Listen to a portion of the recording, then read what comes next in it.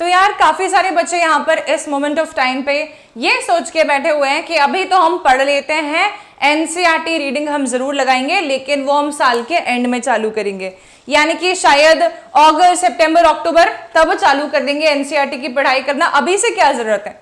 ठीक है, तो बच्चों आपके दिमाग में अगर ये क्वेश्चन है कि एनसीईआरटी की रीडिंग कब से चालू करनी है, तो मैं आपको आज के ये सेशन में पूरा का पूरा पर्दाफाश करने वाली हूं इस टॉपिक के ऊपर से, बिकॉज एनसीईआरटी की reading is a very very important task and target for all the dear student जो कि नीट की तैयारी कर रहे हैं। अभी यहां पर ये वीडियो जो बच्चे देख रहे होंगे उसमें नीट 2025 2026 वाले बच्चे दोनों प्रेजेंट होंगे, है ना। एंड बच्चों यहां पर नीट 2025 के वो बच्चे भी होंगे जो कि पहली बार नीट दे रहे हैं, यानी कि क्लास 12th वाले बच्चे, और वो बच्चे भी ये वीडियो देख रहे होंगे जो कि नीट दूसरी, तीसरी या चौथी बार दे रहे हैं, जो कि ड्रॉपर वाली बच्चे हैं। दोनों ही कैटेगरी के बच्चे हैं, ठीक है। तो बच्चों अभी इस सेशन के अंदर हम ये डिस्कस कर रहे हैं एनसीईआरटी कब से एग्जैक्टली पढ़ना चालू करना चाहिए।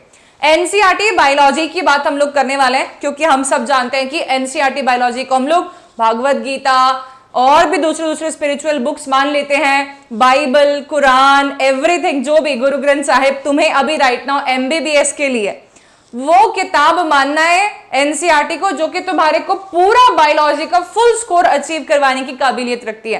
360 ऑन 360, ठीक है, एनसीईआरटी से आता है ना। हमने इस साल भी पेपर का इवैल्यूएशन किया और हमने देखा कि एनसीईआरटी से ही पेपर बना था, एनसीईआरटी से ही पूरा पेपर बना था। जो भी बच्चे ने एनसीईआरटी 100% पढ़ी थी उसका नीट 2025 में 360 ऑन 360 बायोलॉजी में स्कोर आया होगा।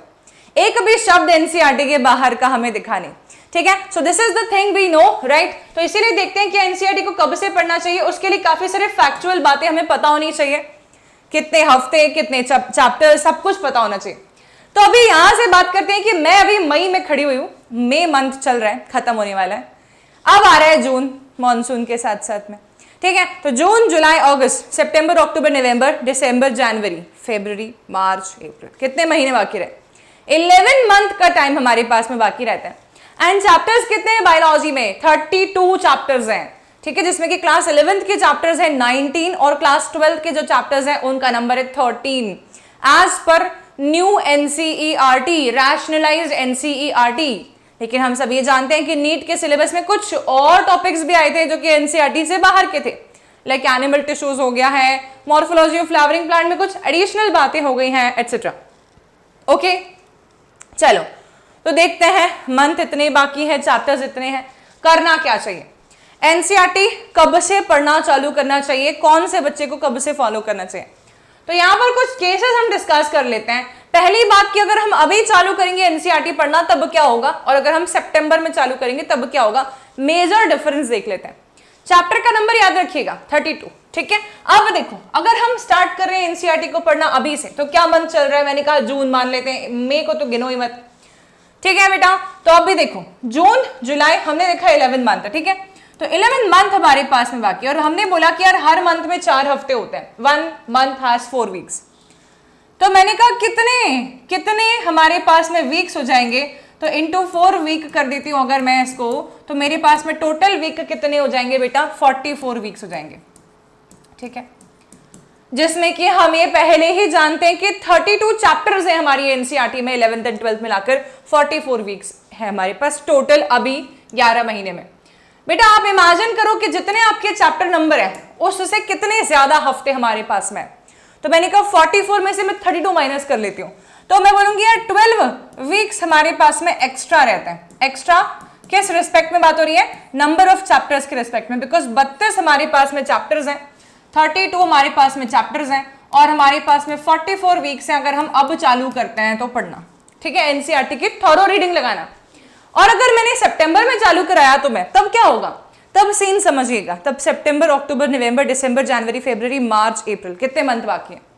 कितने मंथ बाकी है बेटा? 8 मंथ बाकी है। और 8 महीने ही अगर हमारे पास में बाकी रह जाएंगे तो आप देखिए 8 मंथ इंटू 4 वीक अगर मैं कर देती हूं तो क्या आ जाएगा मेरे पास में data? Now it will be 32, 8 4 जा 32 वीक्स हमारे पास रहते हैं।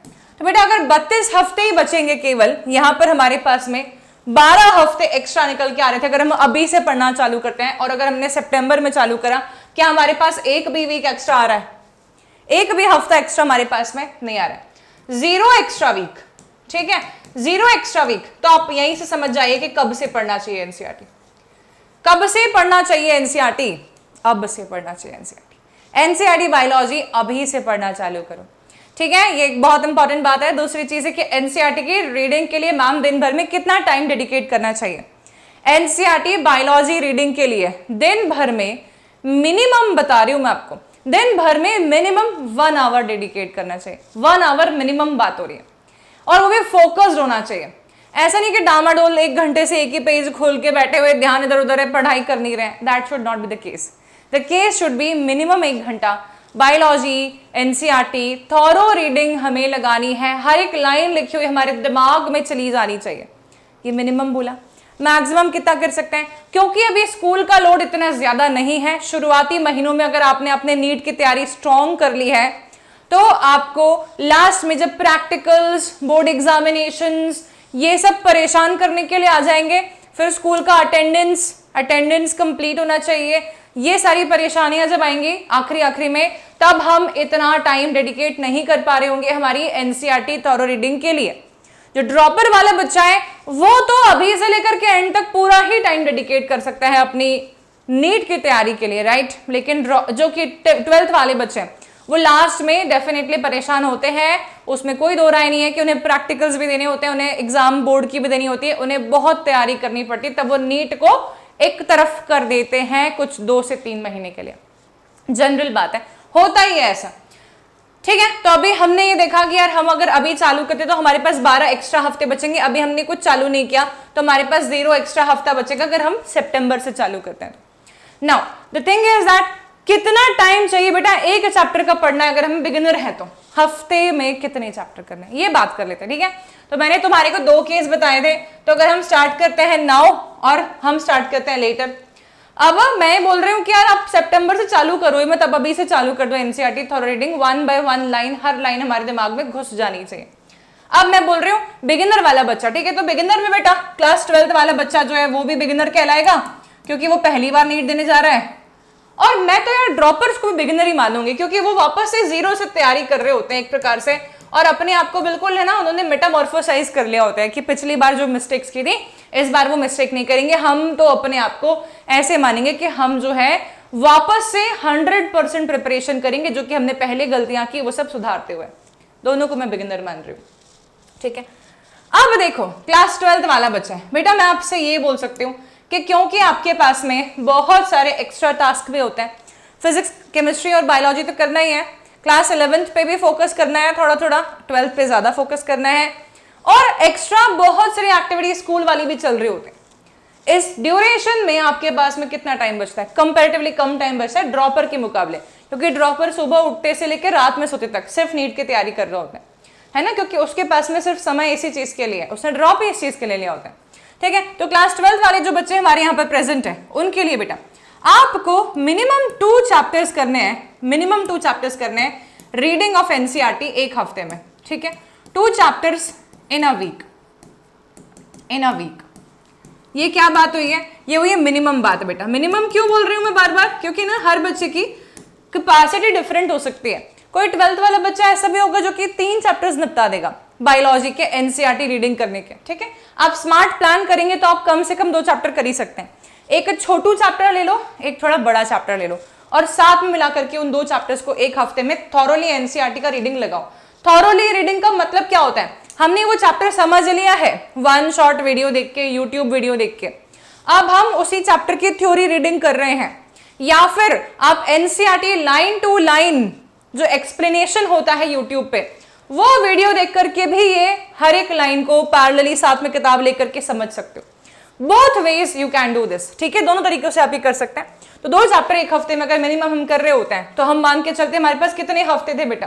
टोटल हमारे पास में 44 वीक्स थे, ठीक है। 44 वीक्स थे हमारे पास में, तो मैंने क्या दिया यार 44 डिवाइडेड बाय 2 कर लेती हूँ मैं, ठीक है। तो मेरे पास में कितना हो गया? 22 हो गया। तो 22 वीक नहीं यार, सॉरी 44 क्यों करेंगे हम, 32 करेंगे ना। 32 डिवाइडेड बाय 2 करते हैं, तो 32 डिवाइड बाय 2 कर दिया अगर हमने, तुम्हारे पास में कितना आ जाता है ठीक है, तो हमारे पास आ जाता है 2 1 2 एंड 2 6 12 16, तो 16 हमारे पास में आ गया। ठीक है, अब मैंने कहा यार 16 हफ्ते हमें लगेंगे पूरा थॉरो रिवीजन एक साइकिल के लिए, 16 वीक्स,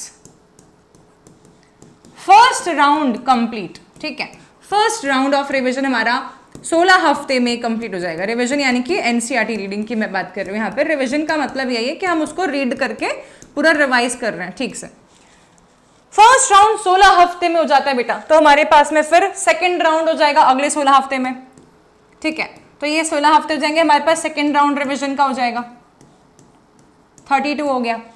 फिर थर्ड राउंड जब आप रिवीजन का कर रहे होंगे, थर्ड राउंड रिवीजन का करेंगे तब थोड़ा विग्रस रिवीजन करेंगे, और जो बचे हुए हमारे पास में 12 वीक है इसमें आप थर्ड राउंड रिवीजन का करेंगे। ठीक है, और ये कैसा रीडिंग हो रही है, ये थॉरो रीडिंग हो रही है कि हर एक लाइन परफेक्टली समझ में आ रही है। ठीक है, ये रिवीजन करने के बाद रुक जाना है क्या? नहीं बेटा, आपको एक हफ्ते में 2 चैप्टर्स जो आपने समझे हैं, जिसका एनसीईआरटी रीडिंग लगाया है, उसका एनसीईआरटी बेस्ड क्वेश्चंस भी उसी वीक में लगाना है, उसका एनसीईआरटी बेस्ड पीवाईक्यूज भी उसी वीक में लगाना है। ये आपको करना है। ठीक है, तो आपका प्लान देख रहे हैं आप कि अगर आप क्लास 12th वाले बच्चे हैं तो आप किस तरीके से कवर अप करने वाले हैं चीजों को, सिचुएशन को, सिलेबस को, सभी चीजों को। ठीक है, तो इस तरीके से ना समवेयर अराउंड दिसंबर तुम 2 बार एनसीईआरटी पूरी रिवाइज कर चुके होगे, जो कि बहुत बड़ा चैलेंजिंग टास्क होता है और 90% बच्चे नहीं कर पाते हैं। लेकिन अगर 10% बच्चे जो सिलेक्शन चाहते ही चाहते हैं वो ये जरूर करते हैं। तुम कौन से कैटेगरी में आना चाहते हो, 10% जो कि सिलेक्शन के लिए डेडिकेटेड है उसमें, तो तुम्हें ये करना ही होगा। ठीक है, you have to do this. Next आता है ड्रॉपर वाला बच्चा। ड्रॉपर बच्चे के पास टाइम बहुत ज्यादा होता है, फिजिक्स के लिए भी, केमिस्ट्री के लिए भी, बायोलॉजी के लिए भी, बिकॉज वो सिर्फ और सिर्फ डेडिकेटेडली नीट की तैयारी कर रहा होता है या कर रही होती है। सो उसे क्या करना है बेटा, उस बच्चे को क्या करना है, देखिए उस बच्चे को बेटा जिसने ड्रॉप लिया हुआ है, यहाँ पर जो मैंने लिखा है शायद से ये हमारे लिखे हुए कंटेंट से हाइड हो रहा है, तो मैंने यहाँ पर क्या लिखा है बता देती हूँ। मैंने लिखा 12 वीक थर्ड राउंड रिविजन, ये लिखा है मैंने। ठीक है, 12th week third round revision मैंने यहाँ पे लिखा हुआ है। ड्रॉपर बच्चे की बात करते हैं। ड्रॉपर बच्चा कम से कम minimum 3 chapters in a week कर सकता है। ठीक है, 3 चैप्टर मिनिमम वो एक हफ्ते में कर सकता है। ठीक है, तो मिनिमम 3 हो गया, मैक्सिमम 4 भी कर सकता है ना। तो मैंने क्या दिया यार, 32 हमारे पास चैप्टर है, मिनिमम 3 कर रहा है मान लो कि एक बच्चा, तो बाय एनी चांस कितना हो जाएगा उसके पास में, तो 3 5 13 6 18 16 के आसपास। ओहो ये क्या हो रहा है, 3 1 3 हो गया है और 2 पॉइंट, अरे मैंने कैसे कर दिया है ये। ठीक है, सो सॉरी बच्चों, 11 के आसपास आ रहा है ना, अराउंड 11। ठीक है, तो अराउंड 11 हम मानेंगे, अराउंड 11। तो बेटा 11 हफ्ते के अंदर जो है, अराउंड 11 हफ्ते के अंदर उसका एक साइकिल रिवीजन का कंप्लीट होता है। ठीक है, तो हम इसको 11 ही मान के चल रहे हैं। ठीक है, तो 11 वीक में बेटा वो बच्चा क्या करेगा, एक फर्स्ट राउंड रिवीजन कंप्लीट कर लेगा। ठीक है, 11 वीक में फर्स्ट राउंड रिवीजन कंप्लीट कर लेगा। बचे हुए हमारे पास 3 और ऐसे स्लॉट आ रहे हैं जो कि 11 हफ्ते के। 11 वीक में सेकंड राउंड रिवीजन कंप्लीट कर लेगा, फिर 11 वीक बचे उसमें थर्ड राउंड रिवीजन कंप्लीट कर लेगा। रिवीजन मतलब कि एनसीईआरटी की रीडिंग की बात हो रही है। फिर 11 वीक बचे बेटे लास्ट के, जिसमें कि वो बच्चा जो है फोर्थ राउंड रिवीजन कंप्लीट कर लेगा। तो ये बच्चा जो है हमारा, ये 2 के आसपास बार एनसीईआरटी को ठीक से रिवाइज कर पा रहा है, लेकिन ये बच्चा 4 बार रिवाइज कर पा रहा है रीड करके, थॉरोली रीड करके।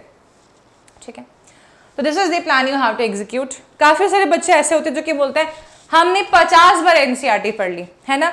ये थोड़ा सा नेक्स्ट टू इम्पॉसिबल टाइप का टास्क हो सकता है। आप अगर फोकस के साथ में, फुल डेडिकेशन के साथ में, ध्यान इधर उधर नहीं है और ध्यान से सिर्फ एनसीईआरटी पे ही केंद्रित है, फोकस्ड है बेटा, 4 बार भी आपने थॉरोली एनसीईआरटी पढ़ा ना, आप फुल मार्क्स लेके आएंगे। कई बच्चे ऐसे देखे मैंने जो कि घिस चुके होते हैं एनसीईआरटी को, ऐसा लगता है उन्हें कि उन्होंने जमाने की सारी एनसीईआरटी पढ़ ली है, लेकिन जब उनसे एनसीईआरटी की कोई लाइन पूछने जाओ तो वो उसमें कॉन्ट्रोडिक्ट हो जाते हैं, फंस जाते हैं कई बार, क्योंकि उन्होंने ध्यान से नहीं पढ़ी एक भी बार, जल्दीबाजी की होड़ में कि क्योंकि कोई 25 बार पढ़ चुका है हम 50 बार एनसीईआरटी पढ़ लेंगे, ऐसा नहीं होता है। ठीक है, जो करेक्ट तरीका है वो है कम से कम 3 से 4 बार हमें एनसीईआरटी थॉरोली रीड हो जानी चाहिए। थॉरो रीडिंग का मतलब है हम टाइम दे दे के रीडिंग कर रहे हैं, इसको ध्यान है हमारा, हर एक लाइन समझ में आ रही है हमें, हमने पूरी एनसीईआरटी बेस्ड क्वेश्चंस लगा लिए, हमने पूरे एनसीईआरटी बेस्ड पीवाईक्यूज लगा लिए, हमसे एनसीईआरटी कोई भी लाइन पूछ लो, हम समझा देंगे, तो आपका एनसीईआरटी 100% करेक्टली हो गया। ठीक है, तो this is how you have to follow the plan, this is how you have to start the revision. ठीक है, इस तरीके से आपको रिविजन करना है बेटा, बिकॉज आपको ये बात बिल्कुल भी नहीं भूलनी है कि नीट का पेपर जो है डायरेक्टली एनसीईआरटी से आता है। डायरेक्टली इस साल का देख लो, उसके पिछले साल का देख लो, उसके पिछले साल का देख लो बेटा, एक क्वेश्चन ऐसा होगा जो कि एनसीईआरटी से बाहर का वर्ड कैरी कर रहा है, पर उसमें 90% बात एनसीईआरटी के लिखे, 10% वर्ड बाहर का होगा, और क्वेश्चन एनसीईआरटी पढ़ने से सॉल्व हो जाता है। तो यहाँ जो भी तुम्हें बेवकूफ बनाने की कोशिश कर रहा है बार बार ये बोल के कि एनसीईआरटी से बाहर का आता है, बाहर का आता है, वो गलत है। एनसीईआरटी से ही आता है, एनसीईआरटी से घुमा के आता है, हाँ, एनसीईआरटी के एग्जाम्पलर से आ सकता है, यस, एनसीईआरटी को थोड़ा सा एक्सपांड करके आ सकता है, यस, एनसीईआरटी से बाहर का आ सकता है, no, rare of the rare case, कुछ केसेस में, जैसे कि 2024 का पेपर नीट का सिस्टमैटिक एरिथमेटोसिस ल्यूपस जो एक डिजीज है, ल्यूपस एरिथमेटोसिस भी बोलते हैं उसे, ऑटो इम्यून डिजीज है, एक स्किन पे पैचेस हो जाते हैं रेड कलर के, वो वर्ड बाहर से आया था एनसीईआरटी के, नहीं है एनसीईआरटी में, कहीं भी नहीं है, लेकिन फिर क्या, वो क्वेश्चन तो एनसीईआरटी से सॉल्व हो रहा था ना। फिर ये बात समझनी पड़ेगी हमें कि हमारे बेसिक्स अगर हम अप्लाई कर सकते हैं, हमारा जनरल जो तरीका है अप्लाई करने का क्वेश्चंस में, हम उसे एलिमिनेशन या किसी ना किसी मोड से सॉल्व करेंगे तो हमसे बन जाएगा। एनसीईआरटी के बाहर नहीं पूछते हैं, इसलिए पूरा का पूरा ध्यान तुम्हारे एनसीईआरटी पे होना चाहिए। ओके, चलिए, तो ये हो गया बेटा, समझ में आ गया होगा आपको कि करना क्या है ना। तो ये आप सभी के लिए एक मोटिवेशनल कोट है और ये रियल लाइफ कोट भी है कि you can't win, you cannot win unless you first begin, so start now, so start now, now meaning ma'am मई के 5 दिन और बचे तो चालू कर रहे हैं क्या? यस, 25 मई से बेटा मैं आप सभी के लिए जो है एक NCERT line to line revision series नहीं, मतलब पहली बार ही पढ़ रहे हैं ऐसा सीरीज लेके आ रही हूँ जो कि एनसीईआरटी को लाइन बाय लाइन एक्सप्लेन करा जाएगा सेशन के अंदर, हर लाइन के मतलब को हम समझते हुए आगे बढ़ेंगे। ठीक है, so that series I am bringing for all of you. You can just wait for that series to come because उस सीरीज में हम एनसीईआरटी को हर एक लाइन को क्लास के अंदर समझ रहे होंगे। ओके, ठीक है, चलिए, तो दिस इज ऑल बेटा, आज का सेशन यहीं तक है। इसके अलावा आप सभी के लिए क्विक से इन्फॉर्मेशन है कि जो भी बच्चे हमारे नीट 2024 के रिजल्ट अवेट कर रहे हैं, आप एक्सपेक्ट कर रहे हैं कि आपका स्कोर इसमें से किसी रेंज में आ रहा है बेटा, जैसे कि 600 प्लस है या 585 से 599 है, 560 से 584 है, तो रिस्पेक्टिव स्कॉलरशिप्स आपको वेदांतु प्रोवाइड कर रहा है अगर आप वेदांतु के ऑफलाइन बैचेस में एनरोल करते हैं फॉर नीट 2025। ठीक है, तो आप देखिए आपका स्कोर किस रेंज में आ रहा है यहाँ पर से, and you can go for this scholarship. Okay बेटा, बिकॉज नीट की तैयारी अगर आप कर रहे हैं तो शुरू से ही बहुत अच्छे तरीके से करिए और वेदांतु आपको बहुत बढ़िया तैयारी करवाएगा ऑफलाइन सेंटर्स में।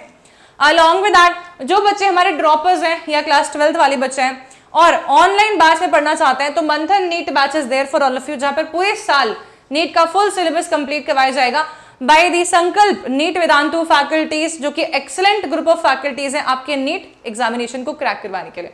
ठीक है, और बच्चों इसका प्राइस रेंज भी बहुत कम है, 3499 rupees only for the whole year, पूरे साल के लिए सभी सब्जेक्ट्स के लिए। ओके, ठीक है, चलिए, इसी के साथ बेटा अगर आप अपने फेवरेट एजुकेटर से मिलना चाहते हैं, आप 2025 या 26 के नीट की तैयारी कर रहे हैं, तो 19 से 21 मई तक आपको एजुकेटर्स मिलने वाले हैं इन सारे सेंटर्स में, क्योंकि आज 21 मई ऑलरेडी हो चुका है, इसीलिए आपके पास अभी थोड़े से आवर्स बाकी हैं। You can just go quickly to any of these nearest centres and visit your favourite educator. ठीक है बच्चों, और अगर कंफ्यूजन में हो कि मैम स्कोर तो आ रहा है 550, ड्रॉप लेके नहीं, समझ नहीं आ रहा है, टीचर से बात करके ज्यादा क्लैरिटी आती है बेटा, इसीलिए वेदांतु आपके लिए नीट हेल्पलाइन भी लेकर के आया है, जहां पर आप 1-on-1 इंटरेक्ट कर सकते हैं अपने एजुकेटर्स के साथ में, अपने सारे डाउट्स क्लियर कर सकते हैं जो भी आपको नीट रिस्पेक्टिव आ रहे हैं।